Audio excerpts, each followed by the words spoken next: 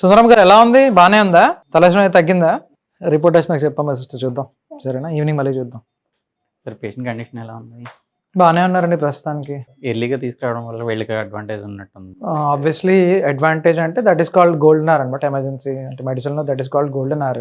Okay sir. So golden hour అంటే is nothing but ఎంత ఎర్లీగా హాస్పిటల్కి వెళ్తే that much benefit to the patient itself. So ఈ స్ట్రోక్ పేషెంట్స్ లో నార్మల్ గా ముసలి వాళ్ళందరికీ ఇంట్లో చెయ్యి రావట్లేదు, కాలు రావట్లేదు అని చెప్పేసి ఇంట్లో పడుకొని ఉండిపోతారు. సో వాళ్ళు నాలెడ్జ్ లేక, అవేర్నెస్ లేక చెప్పకపోవడం లేట్ చేస్తారు. వాళ్ళకి చెప్పినా కూడా సరే మార్నింగ్ హాస్పిటల్కి వెళ్దాంలే, కొంచెం దూరంలో ఇంటీరియర్స్ లో ఉన్న వాళ్ళు కానీ. నేను కూడా కొన్ని సర్వీస్ లో చూసాను. యాక్చువల్లీ యూకేలో ఒక పేషెంట్ ఎమర్జెన్సీగా హాస్పిటల్కి వెళ్తే ఎమర్జెన్సీ డిపార్ట్మెంట్ లో చూడడానికి అట్లీస్ట్ మోర్ దెన్ 1 అవర్ పడుతుంది.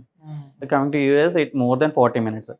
వేరే కమింగ్ టు ఇండియా ఏ హాస్పిటల్కి వెళ్ళినా లెస్ దెన్ 12 minutes లో ఒక ఎమర్జెన్సీ ఫిజిషియన్ అనేవాళ్ళు అటెండ్ అయ్యి చూస్తున్నారు. మన ఇండియాలో అనేది ఎమర్జెన్సీ సర్వీస్ అనేది వైల్ కంపేర్ టు అయిపోయిన కంట్రీస్ లో కన్నా మన ఇండియాలో అయితే చాలా బెటర్ గా ఉన్నాయి సర్వీసెస్. అండ్ ఇది వరకు క్యాజువాలిటీ అని ఉండేది పేరు, ఇప్పుడు ఎమర్జెన్సీ అని మారింది. అంటే ఎందుకని సార్? ఎందుకు అంటే ఇంతకు ముందు క్యాజువాలిటీ అంటే దట్స్ అ స్మాల్ రూమ్, ఒక ఎంబీబీఎస్ అయిపోయిన వాళ్ళు కానీ ఎంబీబీఎస్ చేస్తున్న వాళ్ళు కానీ రన్ చేసేవారు. అంటే రన్నింగ్ అంటే లైక్ ఎవరో ఒకరు పైనుంచి వచ్చి చూసేవారు, వెళ్ళిపోయేవారు. ఓన్లీ చిన్న చిన్న దెబ్బలు కానీ అలాంటి కేసే చూసారు. ఇప్పుడు emergency not a room, casualty is different. Emergency department అంటే ఒక డిపార్ట్మెంట్. అది ఇప్పుడు మీకు గ్యాస్ట్రో ఎలాగో, మెడికల్ డిపార్ట్మెంట్ ఎలాగో, నెఫ్రాలజీ డిపార్ట్మెంట్ ఎలాగో, ఎమర్జెన్సీ మెడిసిన్ కూడా డిపార్ట్మెంట్ అనమాట. The care has been improved, developed, very drastical improve అయింది లాస్ట్ 10 years లో ఎమర్జెన్సీ మెడిసిన్. ఎందుకంటే ఇంతకు ముందు బేసికల్లీ స్ట్రోక్ వచ్చిన, హార్ట్ అటాక్ వచ్చిన ఎంబీబీఎస్ వాళ్ళు చూసారు. చాలా మంది ఎమర్జెన్సీ ఇంతకు ముందు క్యాజువాలిటీకి వచ్చి చనిపోయారు. ఇప్పుడు people everyone is almost surviving for emergency. So ఇండియాలో ఎందుకు 12 minutes 2 hours అంటే ఎక్కువ జనాలు డాక్టర్స్ ఉన్నారు, పేషెంట్స్ తొందరగా చూస్తాం కానీ జనాలకి అవేర్నెస్ లేదు, ఎప్పుడు వెళ్ళాలని తెలియదు. So that is a major drawback. నేను కూడా చూసాను చాలా సార్లు. అంటే లైక్ ఒక పేషెంట్ కార్డియాక్ ఇష్యూతో వస్తే కార్డియాలజిస్ట్ వచ్చి ఇదివరకు 2 days చేసేవారు, ఇప్పుడు ఎమర్జెన్సీ ఫిజిషియన్స్ స్క్రీనింగ్ అనేది చేస్తున్నారు. It would be very grateful and patient life saving కి అది చాలా అడ్వాంటేజ్.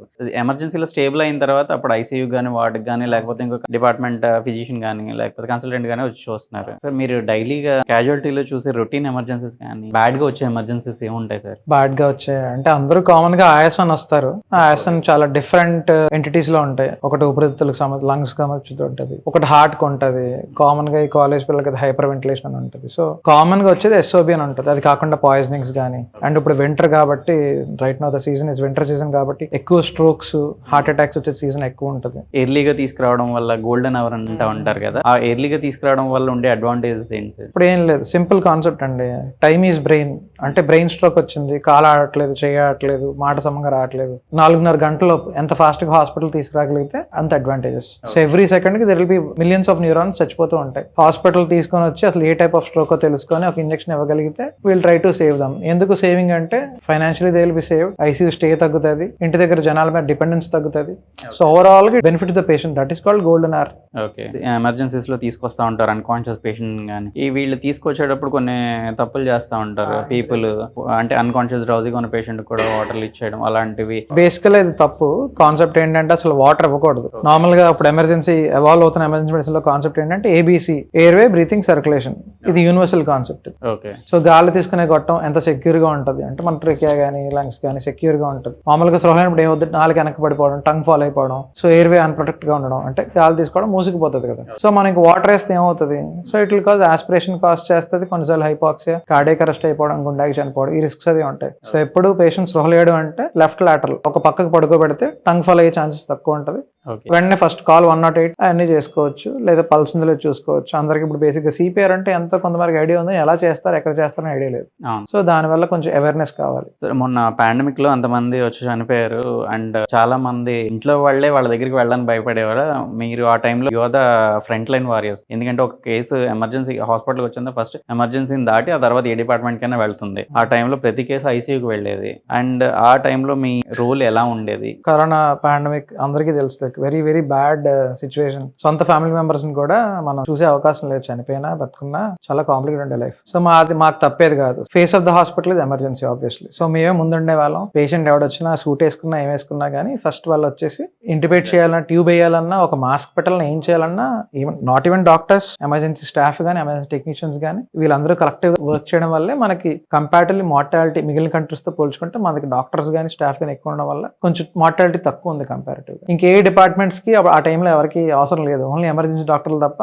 అవును. అంటే పల్మాలజిస్టులు కొంచెం వాళ్ళకి బెటర్ గా ఉండేది, బట్ ఎమర్జెన్సీ వాళ్ళే ఎక్కువ వర్క్ చేసేవారు, ఎమర్జెన్సీ అండ్ క్రిటికల్ కేర్ వాళ్ళే. ఎమర్జెన్సీలో అంటే ఎవరెవరు ఉంటారు? ఎమర్జెన్సీలో అంటే ఎమర్జెన్సీ ఫిజిషియన్ ఉంటారండి, so there is an emergency technician. So ఈ ఎమర్జెన్సీ మెడిసిన్ అల్వా వాళ్ళు అవుతున్నప్పటి నుంచి ఆ టెక్నీషియన్స్ కోర్స్ అది కూడా మన కార్పొరేట్స్ లోని కానీ గవర్నమెంట్ హాస్పిటల్ కానీ స్టార్ట్ చేశారు. సో దానికి ఒక ఫెలోషిప్ అని, ఒక ఎమర్జెన్సీ మెడిసిన్ కోర్స్ అని ఒకటి టెక్నీషియన్స్ కి, ఏసీఎల్ఎస్, ఏటీఎల్ఎస్, పాల్స్, నాల్స్, ఇవన్నీ పీడియాట్రిక్ కి, అడల్ట్ కి, కార్డియాక్ లైఫ్ సపోర్ట్, ఇవన్నిటికి ట్రైనింగ్ కోర్సెస్ ఉన్నాయన్నమాట. ఇవన్నీ చేస్తూ యూకే యూఎస్ అప్రూవ్డ్ ఇవన్నీ, బట్ ఇవన్నీ చేస్తూ వాళ్ళ technicians, staff, there like few parameters ఉన్నాయి ఎమర్జెన్సీలో. మనకి అల్ట్రాసౌండ్ యూస్ చేయడం అనేది ఎమర్జెన్సీ ఫిజిషియన్ గా నార్మల్గా ఓన్లీ రేడియాలజిస్ట్ చేశారు లేదా కార్డియాలజిస్ట్ చేశారు, బట్ ఆ రెండు వర్క్స్ మనం ఈఆర్ ఫిజిషియన్ చేసేస్తున్నాడు. ఓకే. మినిమల్ ఇన్వేజివ్ సర్జరీస్ కూడా ఏదో విధంగా జరిగిపోతూ ఉన్నాయి just because emergency physicians. Visakha హాస్పిటల్లో క్రిటికల్ కేర్ సర్వీసెస్ ఎలా ఉన్నాయి? సో ప్రస్తుతానికి we have been running. So నేను doctor Arjun and doctor Prasad అని, డాక్టర్ గని అని అండ్ డాక్టర్ భాను అని, సో ఈ యొక్క 5 members ఆఫ్ టీమ్ లా ఉన్నాం. ఇంతకు ముందుగా కన్నా ఇంకా బెటర్ గా we have a scope to emergencies and critical care ICU setups కానీ ఇంకా డెఫినెట్ గా ఇంకా we can do it better. అంటే స్కోప్ ఏముంటుంది? వాట్ టైప్ ఆఫ్ కేసెస్ అంటే లైక్ ఎస్ఓబీస్ కానీ, హార్ట్ అటాక్ కేసెస్ కానీ? Heart attack cases, nephrology, dialysis cases, anything can be dwelt. Neuro cases కానీ, ఎమర్జెన్సీ న్యూరో, సివియర్ ఎస్ఓబీ వచ్చినా కూడా మన దగ్గర వెంటిలేటర్ సెటప్ అది ఉంది. వీ హ్యావ్ లైక్ డయాలసిస్ కూడా మనం చేసుకోగలం. ఓకే, అండ్ స్ట్రోక్, థ్రాంబోలైసిస్ చేసుకోవచ్చు. స్కోప్ ఆఫ్ సర్వీసెస్ మనకి చేయలేదంటే ఏమీ లేదు, we can do what ever we can do. అది ఏదైతే బిగ్ కార్పొరేట్ హాస్పిటల్స్ ఏమి ఇస్తున్నాయో మనం కూడా అవన్నీ చేయగలం అట్ లో cost probably. Thank you so much.